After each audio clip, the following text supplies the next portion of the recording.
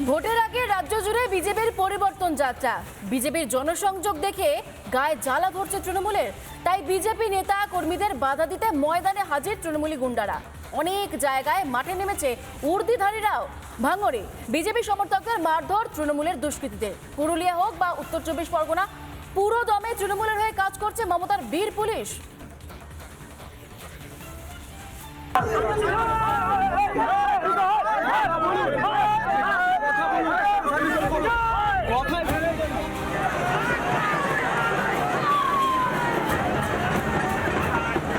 উত্তর থেকে দক্ষিণ বাংলার দিকে দিকে চলছে বিজেপির পরিবর্তন যাত্রা।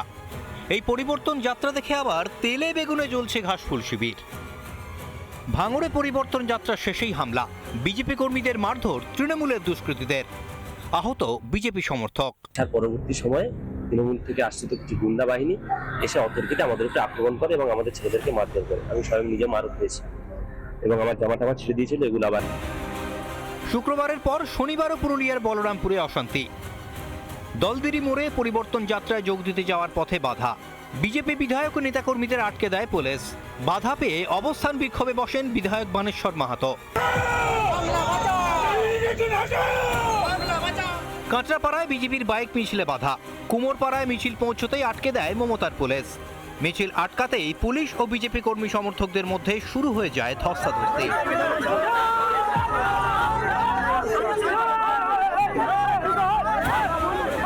দত্তপুকুরে আবার তৃণমূলের ক্যাডার হয়ে কাজ পুলিশের। বিজেপির যুব মোর্চার মিছিল আটকায় পুলিশ। এক দফা বচসায় জড়ান বিজেপি কর্মী ও সমর্থকরা।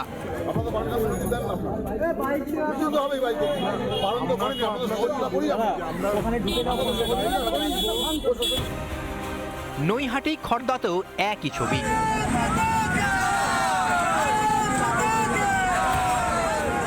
বিজেপির কর্মসূচিতে থরহরিকম্প তৃণমূল।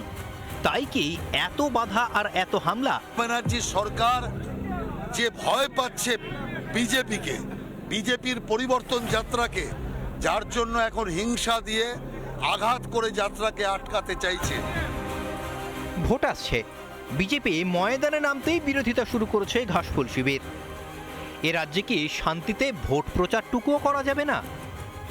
বাংলায় কি তবে একনায়কতন্ত্র কায়েম করতে চান মাননীয়া? রিপাবলিক বাংলা। নানা ধরনের কন্টেন্ট দেখার জন্য লাইক করুন, শেয়ার করুন আমাদের ফেসবুক পেজ, সাবস্ক্রাইব করুন আমাদের ইউটিউব চ্যানেল। পাশাপাশি অন্যান্য ব্রেকিং নিউজের জন্য অবশ্যই চোখ রাখুন রিপাবলিক বাংলায়।